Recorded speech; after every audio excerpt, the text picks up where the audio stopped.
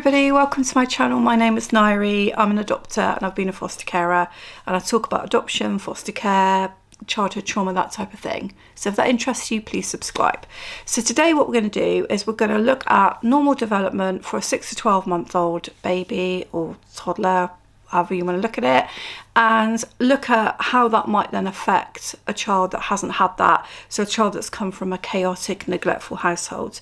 So let's get into it. Luckily for me, I have a grandson of this age, so I'm able to really carefully look at the types of things that he does. So the first thing that he does is when we're in a room of people and they're all chatting, he starts to verbalize, he starts to babble, and actually more latterly, which I've not seen very often, he actually starts raising his voice, and he's only 6.5 months old, to be heard above the noise. And it's actually really funny. So we all respond by laughing at him and actually encouraging him to do it more, because it's almost like he's having a conversation with us. So that's the communication, the verbalization, and you expect a baby of 6 to 12 months to be really experimenting with babbling and sounds, and some more than others. You know, some are a bit quieter, some do a bit more, but you will hear some sort of babbling as they're experimenting with like their mouth and sounds that come out of it. The other thing he does, and what happens when we were there, quite obviously happened when we were there, is he did not want to go to my husband. Now, we don't live right by them, so I have other grandchildren that we see regularly, and I feel like probably they don't do this as much because they've built a very, strong attachment with us as well.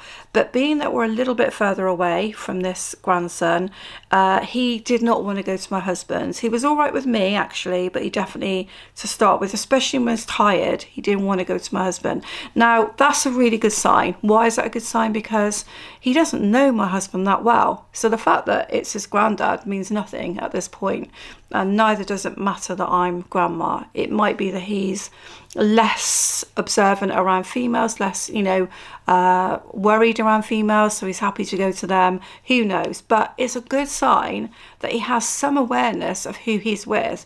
Yes, some babies will go to anyone, and I guess if they're passed around a lot as very young children, they might be more prepared to do that.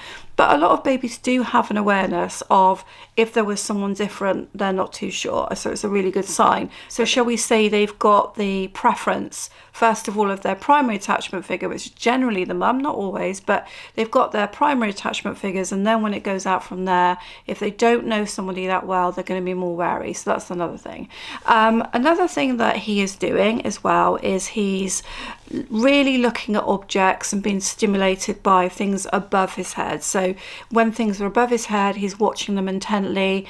If they've got eyes, he's sort of interacting with them as if they're people a little bit, and he's enjoying the colours, sound, movement that giving him extra toys and objects to look at is doing. And also my granddaughter and son are very good at putting him in different positions. So one minute he'll be on a chair, a low-lying chair, so he can see what's going on around him. You might have stuff to play with there. Then he may be laying on his back and stretching out on his back, which I think is a good position for him. And then they'll try him on tummy time because they want him to start reaching forward and they want him to start rolling. And so even though he's not doing some of those things yet, the chances are that in time he is going to do that, or he's going to move from that to sitting and standing. So he may miss out on some of those things, but all the attempts are being made to help him to do that with his movement, his physicality, and that's happening on a daily basis. So another thing that he does is look at everybody when they're eating. Okay, so when we're sat around the table and we've all got our dinners in front of us, he's now showing interest in what other people are eating, even if he can't eat it. So he's realizing that there's going to be more than milk. It's not just going to be, as a breastfed baby, it's not just going to be coming from mum. There's obviously other interesting flavors and things out there to eat, different textures, and he's interested in that. And so what my daughter is doing is trying to gradually introduce those tastes to him, some with some success, with some you know, not with others. He's not definitely excited necessarily about eating, but he's trying. And sometimes he's gagging a little bit, sometimes he's swallowing, sometimes he isn't, but he's having the experience of having a spoon and food put into his mouth. Therefore, over time, he's going to establish tastes that he likes, textures he likes, and those that he doesn't. And he is going to have a widening variety of things given to him. So therefore, he is going to know that food is what is available to him. Other things he's doing is he's establishing a routine for sleep. So in the earlier days, it was more restless. He was maybe wanting to feed a bit more. And no doubt, my daughter-in-law and son do have nights when he's very restless and they don't know why. They might have times when he's got a cold, when he needs to sort of fill his nappy in the middle of the night, and it's not such a good night. But on the whole, a routine has been established. So he is having a block of time of sleep at night, and when he wakes up, she is particularly there for him to do what he needs for, you know, fairly quickly. She's not going to just leave him to cry indefinitely. She's there to meet the needs. And then during the day, if he needs to sleep, he's offered that opportunity. He's not kept awake. You know, if he wants to go to sleep, he can. And in her situation, she's doing a lot of baby wearing, so he gets the comfort of her as well. And that is, you know, opinion that is mixed with people, but that's what she's doing. So he's getting that closeness as well. So all of these things together is producing a baby that is mainly on track for normal development. And if he's behind in one area, he's probably ahead in another, you know. So all of those things, that's what's happening. Imagine then if lots of those things are not happening from the parent. And it's hard to put yourself in those situations if you are a parent now or a potential adopter or foster carer, to imagine what it would be like for a 6 to 12-month-old to not have those things offered and not have those things done. So let's go through them again, okay? So when the child is experimenting with sounds and trying to communicate kind of non-verbally with body language, okay? So if a baby suddenly goes like that, really stiff, then they might be anxious. Do you know what I mean? So like you can sometimes see with body language in a baby what they want, but also at this stage, the verbalization is beginning to happen. So imagine that a parent does not respond to that, does not show any interest in that, is not even aware of that. So what does that baby do? Does that baby keep trying to be heard? Yes, in the beginning, maybe, but over time we'll recognize that it doesn't matter to the adults around them if they don't verbalize anything, if they don't try. And so the baby might be extremely quiet or extremely loud to the point of anxiety and stress, because they're either going to shut down and not bother, or they're going to get very anxious because they're not getting their needs met, so they're going to get very restless and very loud and crying a lot. So that could be the either way that would go. But you can see very early on that if those babbles and verbalizations and the parent is not talking back, not encouraging, not practicing sounds back, how that language would be greatly affected but at this age. So there is no surprise at all if children have gone through childhood trauma or adopted or fostered or whatever, one of those, no surprise at all that language is often delayed and can be greatly delayed. So that's that one. Look at the physicality. Not encouraged to change positions, left in a cot for a long time, not encouraged to sit, lie, roll, look at objects that make you stretch, look at objects that stimulate, make you excited, sounds, noises. None of that happens. The child is either left because it's a neglectful situation and the parent is not interacting because other things are getting in the way, or it's chaotic and therefore there's too many things going on and the parent doesn't react, does not give that child the opportunities to start physically developing. Then no surprises if a child is then late walking, no surprises if a child's muscles are weaker and they haven't got the strength in the back, they're not stretching out for things, no surprises if they are delayed and later on they have sort of what should we say, fine motor skill problems, gross motor skill problems. I'm not going to go into what they are exactly, but I'm sure you can look that up. No surprises if that child is in that situation. And it's extremely sad. I know what I'm talking about is very heart-wrenching and sad, but it is the reality if you're an adopter or foster carer, that you may be in a situation where you see this when they come in, that those foundation times for doing those things are missing. What else did we talk about? We talked about routine, the fact that my daughter-in-law and my son are trying to provide a routine.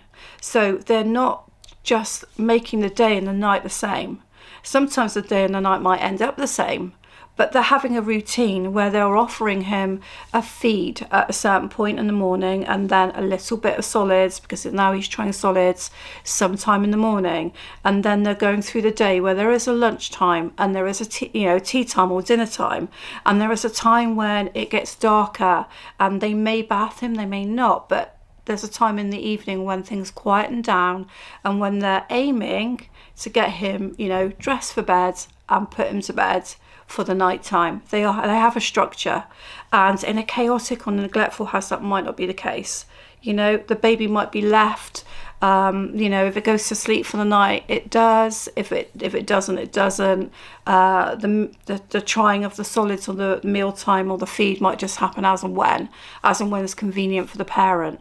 And I'm not saying that we need to judge this. That's not what the video is about. The video is about if there is no structure, no routine, and the baby doesn't look for it. So is it any wonder if you were adopting a 2-year-old that they might be a bit chaotic, and they may not sleep properly at night, not for any reason other than the fact they've never been expected to, and they've been expected to just have a day and a night that just rolls into each other. So that is the effect of that. Maybe chaos, maybe surprise when you try to put structure in place, that you're gonna sit down, and at this point you're going to eat something together that might be completely alien by the time you adopt or foster an 18-month or a toddler, because it's never happened before. Same situation for making sure that the child is clean and changed. That's one of the first things we think of with neglect. So you're thinking of a 6 to 12-month-old baby that's used to being left a lot in dirty nappies or dirty clothes and not used to being bathed. Again, that's what the child is used to, and this could cause huge skin issues. So it may be that skin issues wouldn't be there if the child was kept clean and the child was catered for properly when it comes to clothing, bathing and changing. And I know from my own experience with my boys coming out 2 and 3, their skin looked like it was very problematic. And particularly one seemed to be having a very pitted, sore and sensitive skin. And it really, I know it's not nice, but really it was down to poor hygiene. And after a while, those situations completely improved for both boys. Their complexions really did improve and change, and it was down to 1, some sort of decent diet, and 2, being kept clean and having fresh air and that type of thing. So again, you could well have a situation where the skin and conditions like that are there because those things have not happened. Just generally speaking, most of us would realise now that certain environments are not going to be healthy for a baby. So extremely loud noises, extremely polluted atmosphere. Obviously, we know a lot more now about smoking and drinking and drugs around children, but in some households that wouldn't be even thought about, and a baby may well be in a very smoky room in an atmosphere where there's lots of unpleasant smells, part of the environment, and sounds and noises.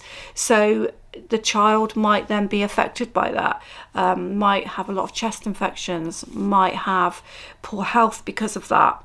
They might be in a damp environment, which has nothing to do with the parent, but the parent can't get out of that situation. And so therefore, there might be some more serious health issues around that. All of these things can then mean that when you come to adopt and foster, you may have a child with poor health. And that might continue Or it might be that when you then don't have a damp environment or smoky or whatever else it is, and they're not having scary loud noises all the time, that they stop jumping all the time, they stop being ill all the time. Or it might be that some of it remains because the damage is already done. And you don't like to think of the fact that damage is already done. You like to think that you can repair those situations. And in some situations you definitely do. But I think you'd have to be prepared for, when you're fostering and adopting, that you can't put all of that right, because the early years is such a crucial time. Just even 6 to 12 months, think of all the development that is happening in that time. By 12 months old, there are a good majority of babies who are beginning to walk and stand and take the first steps. So there's so much in that first year even. And I think adopters and foster carers think that if they have a child when they're 2 or 18 months or even 1, it's really young, and they're going to be able to put everything right because they're going to provide an amazing caring environment. And you may well put a lot right, but the chances are you're not going to put all of it right, and it's going to take a lifetime to help that child recover from some of those early experiences that are there before they could even talk properly. So guys, I hope that really helps you. This isn't a video about how to put those things right. There's lots and lots of videos on my channel that cover lots and lots of issues around childhood trauma, language development, so much on there, neglect. Please check it out, so many on there. If you want to become a member, membership is open. I'd love to have you as a member as well. But other than that, I will see you again on Fly Little Birds. Thank you.